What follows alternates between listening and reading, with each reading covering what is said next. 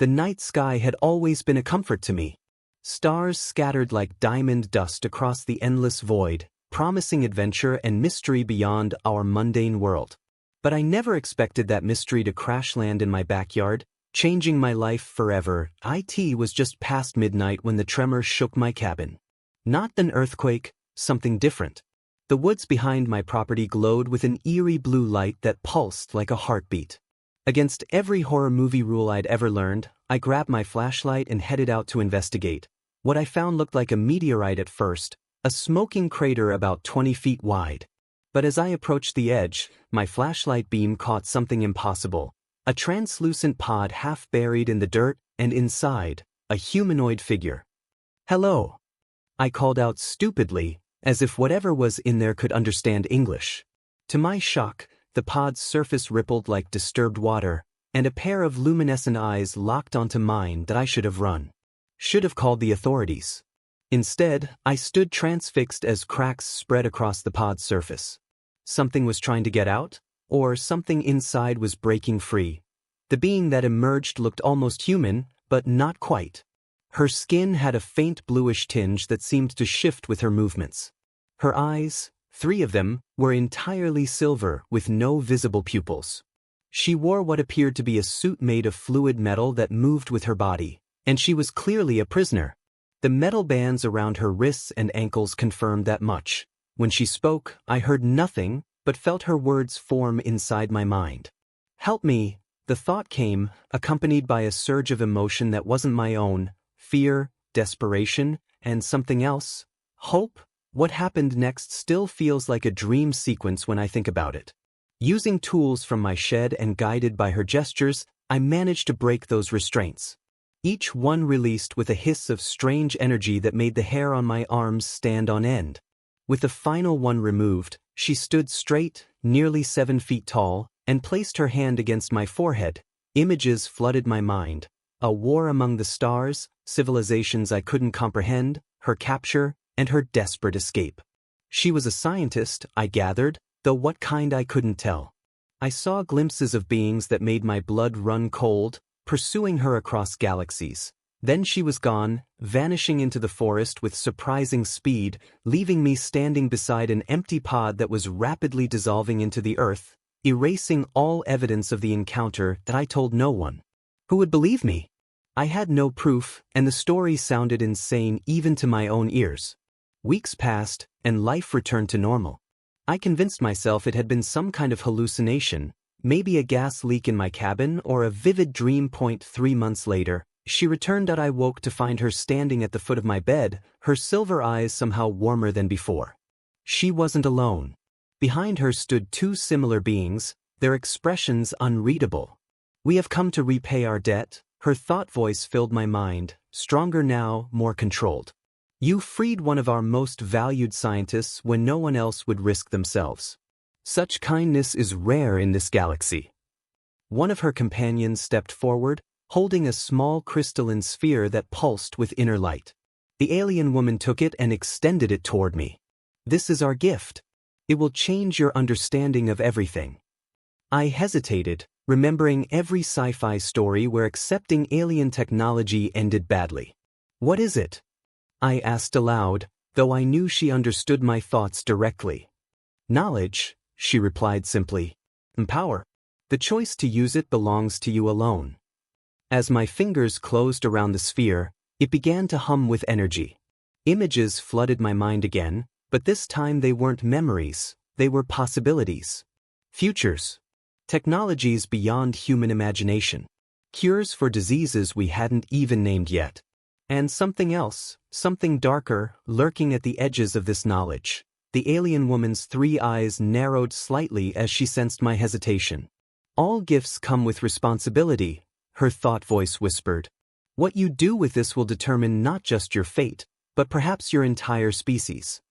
I looked down at the glowing sphere in my palm, its light casting strange shadows across my bedroom walls. In that moment, I realized the night sky would never look the same to me again. Whatever comfort the stars had once provided was now replaced with knowledge that we were not alone, and that the universe was watching and waiting to see what I would do next. That night, after the aliens left, I couldn't sleep. The crystalline sphere sat on my nightstand, casting rippling patterns of light across my ceiling. Every few minutes, I'd reach out to touch it, then pull my hand back at the last second. Whatever knowledge it contained had frightened even its creators. That much I'd gathered from the alien woman's cautious expression. Morning came, and I called in sick to work. For the first time in years, I switched off my phone entirely. This wasn't something I could share, not yet, maybe not ever. How do you tell your boss that you're late because you've been given the secrets of the universe by a blue alien with 3 eyes? I made coffee and sat at my kitchen table, staring at the sphere I'd brought with me. In daylight, it seemed less mysterious, more like a paperweight with fancy LED effects than a cosmic library. But when I finally gathered the courage to pick it up again, the effect was immediate. The IT wasn't just information flooding into my mind, it was understanding. The sphere wasn't giving me raw data, it was rewiring my brain to comprehend concepts humanity hadn't even imagined yet. I saw energy systems that operated on principles beyond our physics. Medical technologies that could rebuild organs from a single cell. Material science that made our strongest compounds look like tissue paper. I lost track of time. When I finally set the sphere down, the sun was setting. I'd been connected to it for nearly 12 hours, and yet it felt like minutes. My stomach growled painfully. I hadn't eaten all day, but food seemed trivial compared to what I'd just experienced. That night, I dreamed of stars. Not as distant points of light, but as navigational markers. In my dream, I piloted a ship between them with the casual ease of someone driving to the grocery store. I woke up knowing exactly how faster-than-light travel worked, the equations forming in my mind with perfect clarity. Over the next few days, I filled notebook after notebook with diagrams and formulas. Some I understood completely, others felt like fragments of larger systems I couldn't quite grasp yet. But one thing became increasingly clear: what I was writing down could change humanity forever. On the 5th day, I noticed the van. Dark blue, government plates, parked just down the road from my driveway. They weren't trying to hide, which somehow made it more unsettling. Had someone seen the crash? Had they tracked the energy signature W, and the aliens returned? Or was I being paranoid? That afternoon, while sketching plans for what could only be described as a gravity manipulation device, I heard the distinct crack of a twig breaking outside my window. Looking up, I caught a glimpse of movement. Someone in a dark jacket ducking behind a tree. I quickly gathered my notebooks and the sphere, stuffing them into my old hiking backpack. There was a back door that led directly into the woods, a hiking access I rarely used. If someone was watching the house, they might not know about it. As I slipped out, staying low beneath the windows, another realization hit me, one that hadn't come from the sphere. I was now officially a fugitive. Not because I'd done anything wrong, but because I possessed something powerful enough to make me a target. The forest had always been my sanctuary, but now it felt like my only hope. I knew these woods better than whoever was watching my house. 3 miles in, there was an old hunting cabin my grandfather had built, off any marked trail. If I could make it there, I'd have time to think. Halfway to the cabin, I heard the helicopters. Their searchlights swept through the canopy like probing fingers, illuminating patches of forest floor in stark white light. I pressed myself against the base of a large oak each time they passed overhead, my heart pounding so loudly I was sure they could hear it. The sphere pulsed in my backpack, almost as if it was responding to my fear. For a brief moment, I considered abandoning it, leaving it under a rock and running in the opposite direction. But something stopped me. The alien woman had chosen me specifically. This wasn't just a random gift, it was a responsibility. By the time I reached the cabin, night had fully fallen. No electricity here, no running water, just 4 walls, a roof, and enough distance from civilization to catch my breath. I barricaded the door with the single rickety chair and collapsed onto the dusty cot. The sphere came out of my backpack on its own, hovering slightly above the floor, its glow intensifying. I hadn't seen it do that before. It rotated slowly, projecting what looked like star charts onto the cabin walls. But these weren't constellations I recognized. They were mapping something else entirely. A soft clicking sound came from the sphere, followed by what could only be described as a voice. Not in my head this time, but in the air itself. Protocol initiated, it said in perfectly accented English. Threat detected. Emergency measures authorized. The star charts shifted, converging on a single point of light that began to pulse with increasing urgency. With dawning horror, I realized it was showing my location. But that wasn't the worst part. The worst part was the dozen other lights now moving across the projection, closing in from all directions. And they were moving fast. The sphere's projection showed the moving lights closing in, some from the air, others creeping along the forest floor. In the eerie glow, I frantically searched the cabin for another way out. There was a small window at the back, barely large enough for me to squeeze through. Identify threat, I whispered to the sphere, not sure if it could understand commands or if I was just talking to myself. The projection shifted, zooming in on one of the approaching lights. The image clarified to show a figure in tactical gear, armed and wearing what looked like night vision goggles. Not local law enforcement, these were military-grade operatives. How did they find me so quickly? I muttered, shoving my notebooks back into my backpack. The answer came to me almost immediately: the energy signature. Whatever power source drove the sphere wasn't anything Earth technology should be able to detect, unless they already knew what to look for. A cold realization washed over me. The government, or whoever these people were, had encountered alien technology before.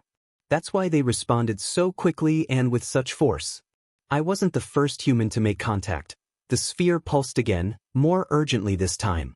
Defense protocols available, it announced, its voice eerily calm. Authorization required. What kind of defense protocols? I asked, glancing nervously at the window where faint beams of flashlights were beginning to cut through the trees. Instead of answering, the sphere projected a new image, a schematic of what looked like a weapon, far more advanced than anything I'd ever seen. The design floated in the air before me, rotating slowly to show every angle. No, I said firmly, surprising myself. No weapons. Is there another way? The schematic disappeared, replaced by a different design, this one showing what appeared to be a personal shield generator. Simple in concept, impossibly advanced in execution. Can you build this? I asked, reaching out to touch the projection. Affirmative. Materials insufficient. Alternative solution, temporary cloaking field. Outside, a voice barked orders. They were setting up a perimeter. I had minutes, maybe seconds. Do it, I said. The sphere rose higher, spinning faster until it was just a blur of light. Then it split apart, not breaking, but separating into dozens of smaller components that rearranged themselves in the air. What remained looked like a delicate crown of light. Place on head, the sphere's voice instructed that I hesitated only briefly before taking the glowing circlet and setting it on my brow. The sensation was indescribable, like having ice water poured directly into my brain. My vision blurred, then sharpened to an almost painful clarity. I could see heat signatures through the cabin walls, count the individual needles on the pine trees outside. Cloaking active, the voice said, now coming from inside my own head. Duration, 17 minutes before power depletion. I grabbed my backpack and moved to the window, sliding it open as quietly as possible. Outside, I could see them clearly now, at least 15 operatives in full tactical gear, converging on the cabin from all sides. Above, a helicopter hovered just beyond the treeline, its searchlight sweeping methodically through the forest. None of them looked in my direction as I slipped out of the window and pressed myself against the cabin wall. The cloaking field wasn't just visual, it must have been masking my heat signature and perhaps even the sound of my movement. I began to edge away from the cabin, stepping carefully through the underbrush. In my enhanced state, I could pick out every twig before it snapped, every loose stone before it slipped. 15 minutes left that I had nearly reached the first line of trees when the cabin door burst open behind me. Operatives poured in, weapons raised. Through my enhanced vision, I watched their confusion as they found the space empty. Target has evacuated, one said into a radio. Initiate wide perimeter search. And someone tell me what the hell we're looking for again. You're not cleared for that information, came the response, crackling through the radio. Just secure the artifact. As for the civilian, They're considered confused but dangerous. Use non-lethal force if possible, but secure HFY at all costs. 10 minutes of cloaking remaining. I needed to put as much distance between myself and the cabin as possible. I started to move faster, deeper into the forest, away from the search patterns I could now predict thanks to my enhanced perception. That's when I saw them, 3 more figures ahead, moving differently than the tactical team. Their heat signatures were wrong. Cooler, with strange patterns that didn't match human physiology. One turned in my direction, and I froze as 3 silvery eyes reflected the distant searchlights. The alien woman had returned, and she wasn't alone. We sensed the gift. Her thought voice entered my mind, stronger than before. You've activated its primary function. I wanted to respond, but didn't know how to project my thoughts back to her. Instead, I took a cautious step forward. The moment I moved, one of her companions raised a hand, and a shimmering doorway appeared in the air between us. A portal of some kind, showing a landscape that definitely wasn't Earth. You must choose. The alien woman's thoughts resonated with urgency. They will capture you. They will take the gift. They have done this before. 7 minutes of cloaking left. Behind me, I could hear the search parties regrouping, bringing in what sounded like tracking dogs. Even with my cloaking, they'd find me eventually. If you come with us, you can never return, she continued. If you stay, the knowledge within you will be extracted, used for purposes that will bring only destruction to your kind. The portal wavered, its edges flickering. We cannot maintain this gateway for long. Their technology interferes. Decide now. 5 minutes remaining. The helicopter was moving closer, its searchlights sweeping directly over my position. The dogs were barking now, somehow picking up my scent despite the cloaking technology. That I stood frozen between 2 impossible choices: abandon my world forever, or let this knowledge fall into the hands of people who would weaponize it. And in that moment of paralyzing indecision, the forest around us erupted in blinding light. The blinding light froze everything. The operatives, the helicopter, even the alien woman and her companions. Only I remained conscious, though I couldn't move. Time itself seemed suspended. Then, through the piercing whiteness, a new figure approached. Unlike the blue-skinned aliens, this being was tall and slender with skin like polished obsidian that absorbed rather than reflected light. Its eyes were horizontal slits of gold, and it moved with unsettling grace, as though gravity was merely a suggestion rather than a law. Interesting, it said, its voice bypassing my ears and resonating directly in my mind. You've caused quite a stir among the collective. I tried to speak, but my mouth wouldn't move. The being noticed my struggle and tilted its head. Forgive me, it said, and suddenly I could move again, though everything else remained frozen. Time suspension is disorienting for primitive species. Who are you? I managed to ask. What's the collective? The obsidian being circled me slowly, examining the crown of light still humming on my head. I am an observer. We monitor interspecies exchanges across multiple galaxies. The collective is what you might call a galactic governance body. It gestured toward the frozen alien woman. Her people, the Valorians, violated our most sacred law by giving you their technology. I glanced at the portal, still hanging in the air but motionless, like a paused video. They were trying to help me. Were they? The observer's golden eyes narrowed. The Valorian Council doesn't authorize gifts without purpose. That device contains more than just knowledge. It contains a key. A key to what?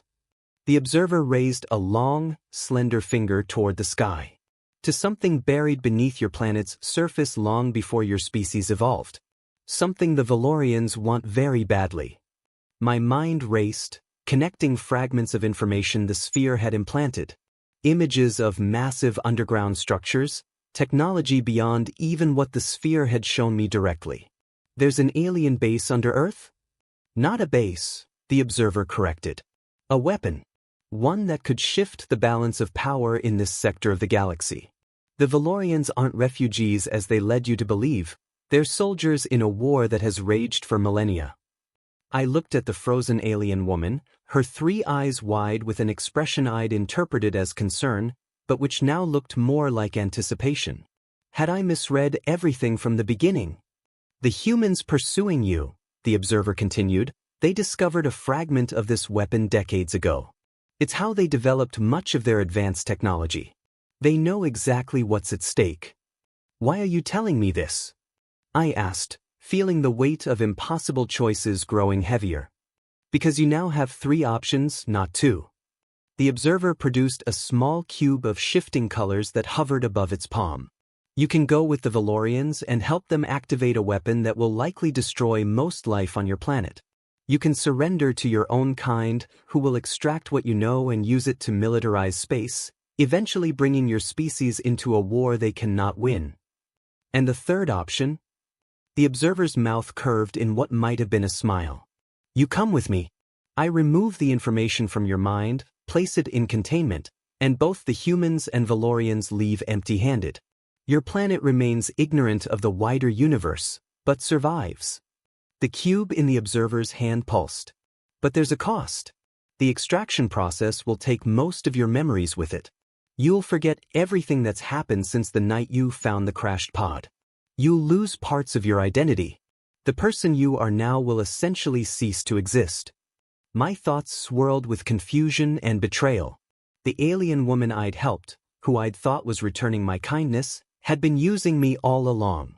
The government forces weren't just being paranoid, they were trying to prevent an invasion they knew was coming. How do I know you're telling the truth? I asked the observer. Maybe you just want the weapon for yourself. The observer's expression didn't change. Observers are genetically engineered to be incapable of deception. We maintain balance, nothing more. As if to prove its point, the observer waved a hand, and suddenly I could see beyond our frozen moment. In one direction, I saw Earth transformed into a militarized planet, humanity spreading through the stars like a virus, conquering and destroying. In another, I saw the Valorians activating the buried weapon, using Earth as a staging ground for a massive assault against their enemies, our planet left uninhabitable in their wake. 3 minutes of cloaking remaining, the voice of the sphere whispered in my mind, somehow still functioning within the time suspension. The observer nodded toward the crown on my head. That device is already changing your neural pathways. Soon, you won't be human enough to return to your old life, regardless of what you choose. If I go with you, I asked, what happens to Earth? Both sides leave, believing the other has claimed the prize. The Valorians will eventually realize their key is missing, but by then, the collective will have moved the weapon to secure storage. 2 minutes of cloaking left. I looked at the frozen operatives, their faces tense behind tactical masks. I looked at the alien woman and her companions, beings I'd trusted who had manipulated me from the start. Then I noticed something the observer had missed. A fourth alien figure, barely visible at the edge of the forest, watching everything. Unlike the others, this one wasn't completely frozen. It blinked slowly, 3 silver eyes meeting mine with an intensity that felt familiar. With a jolt, I recognized her, not the alien woman I'd freed from the pod, but one who looked remarkably similar. The twin? The clone? She made a subtle gesture with her hand, and suddenly new information flooded my mind, bypassing the crown entirely. The observer had lied. Observers could deceive, they weren't neutral peacekeepers but manipulators with their own agenda. The weapon wasn't a weapon at all, but a repository of knowledge from a civilization that had evolved beyond physical form. The Valorians weren't soldiers but guardians, protecting the repository from those who would abuse its power, including the observer's 0.1 minute of cloaking remaining. Now I had 4 choices, each with consequences I could barely comprehend. The observer watched me expectantly, its golden eyes unblinking. The portal flickered, its stability failing as the humans' technology interfered with the alien machinery, and somewhere beneath our feet, an ancient power waited, one that could doom humanity or elevate it beyond our wildest dreams. I've made my decision, I said, meeting the observer's gaze, but before I could speak further, the crown on my head suddenly pulsed with blinding energy. The time suspension shattered like glass, reality crashing back with deafening force. The operatives stumbled forward, the helicopter's searchlight swung wildly, and the alien woman and her companions reanimated, looking disoriented, The observer hissed in pain, its form destabilizing at the edges. What have you done? I hadn't done anything, but the crown had.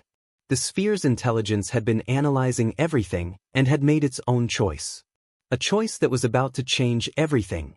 The crown on my head pulsed with energy unlike anything I'd felt before. Its components rearranged themselves once more, spreading out to form a glowing web that encased my entire body.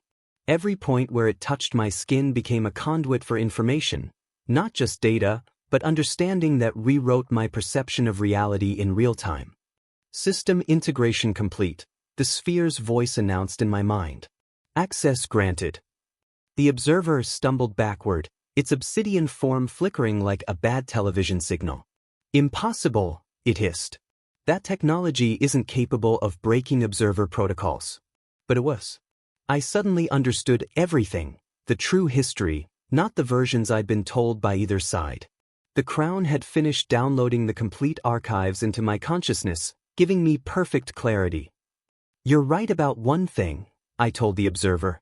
There is something buried beneath this planet. But it's not a weapon. I turned to the alien woman and her companions, who were still recovering from the time suspension. And you weren't being entirely truthful either, were you? The fourth alien, the one who had remained partially aware during the time freeze, stepped forward. Unlike the others, she wore no metallic suit, but simple robes that seemed to shift color with her movements. The resemblance to the woman I'd freed was uncanny, and now I understood why. She is my ancestor, the robed alien said aloud, her voice melodic but perfectly understandable.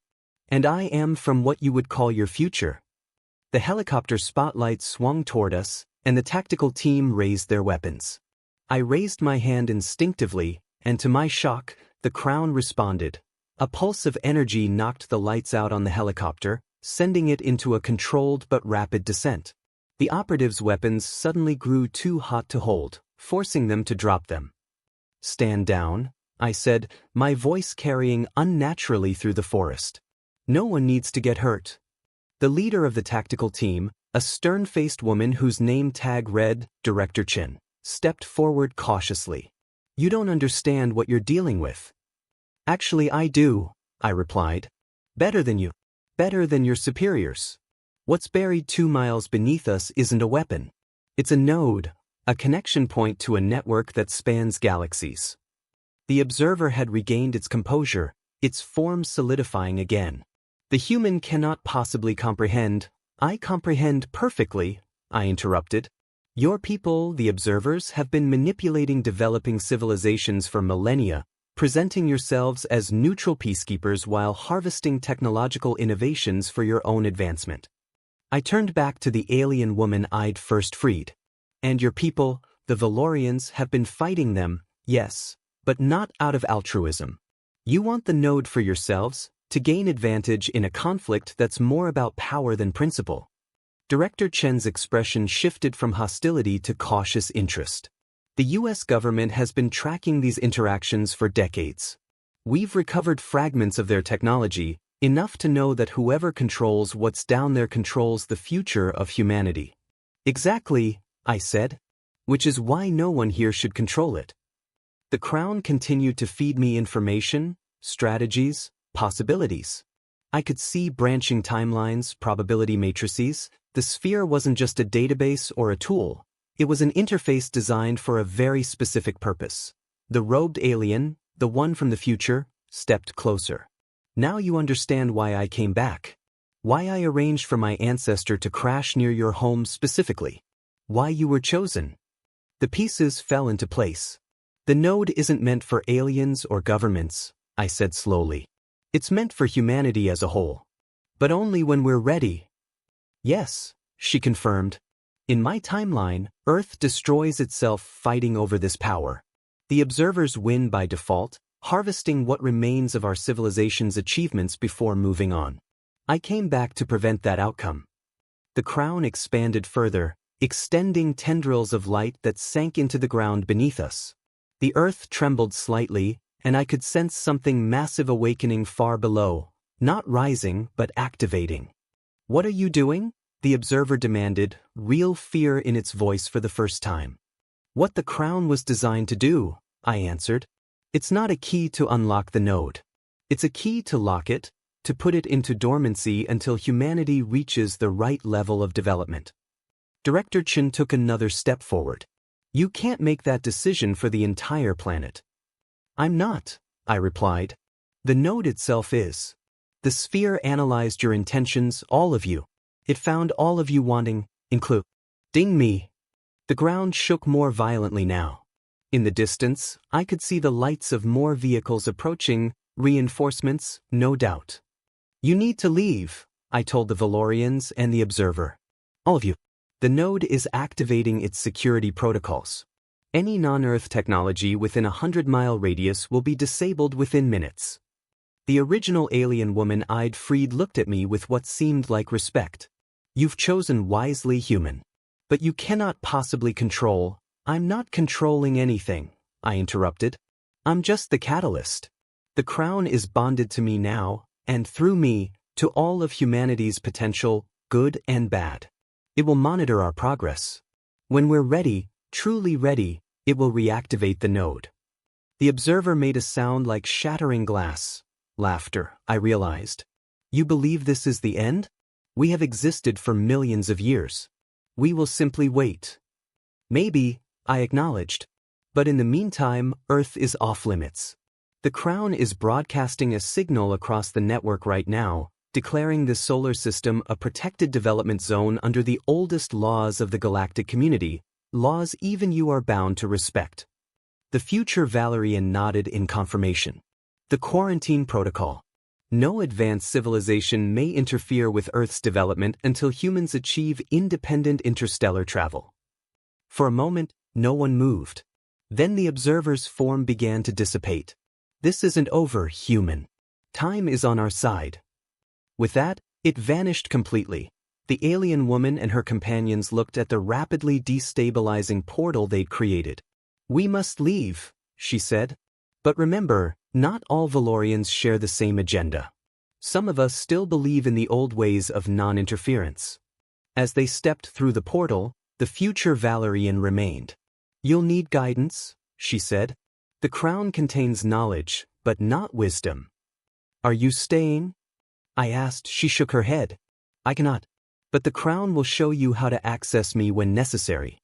She reached out and touched my forehead gently. In my timeline, you died tonight. Now, a new future is possible.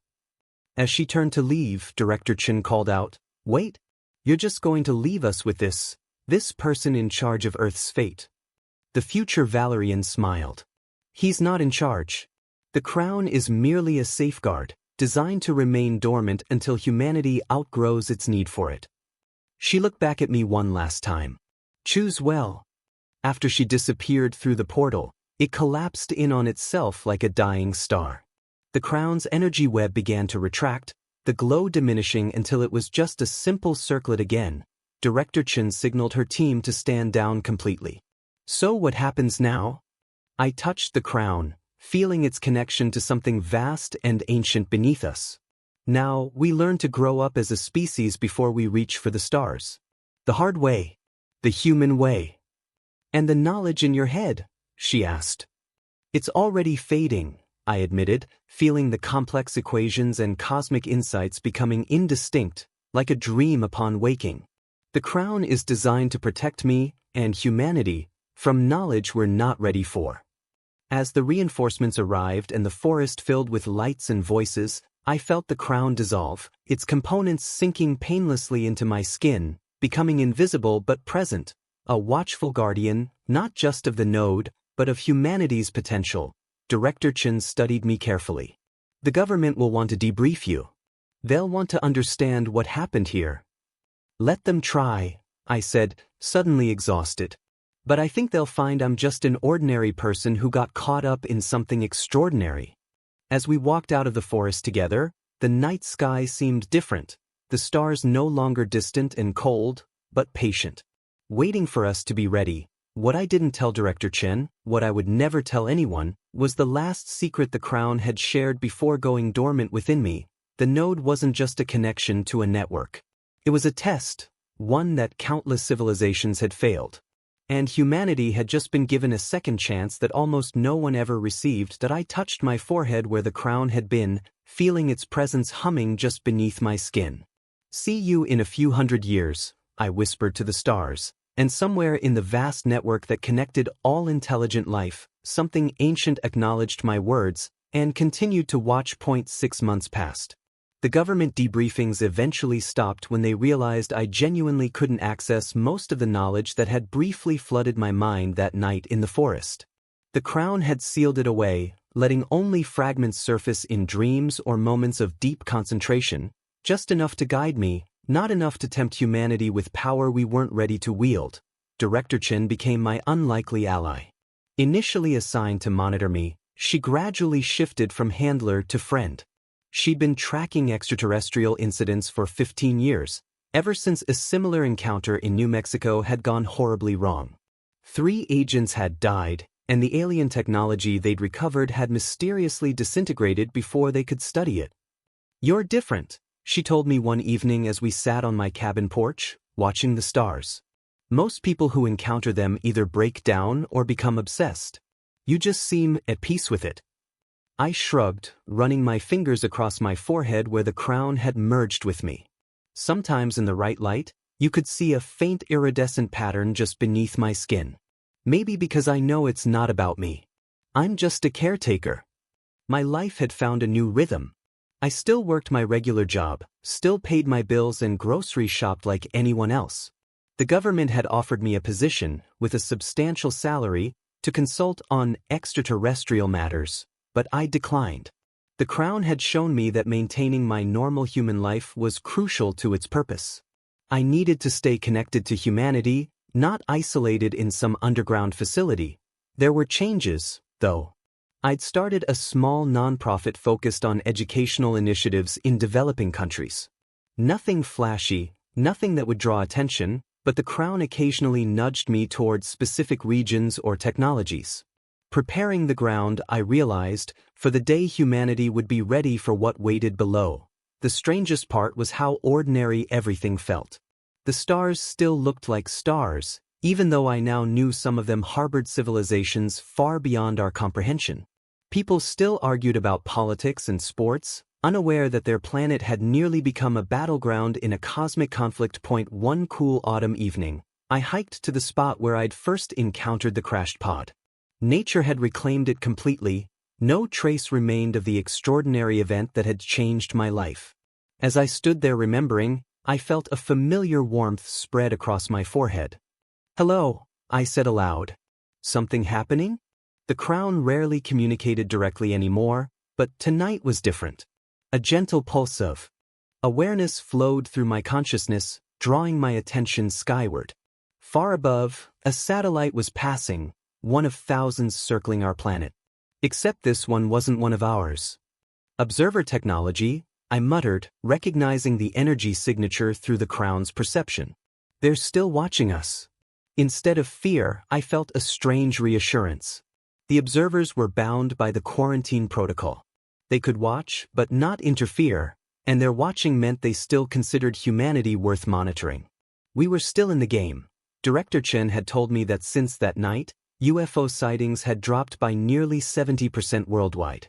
The skies had gone quiet, as if the entire galactic community was honoring the prohibition against interference. But they were still out there, waiting to see what we would do with our second chance.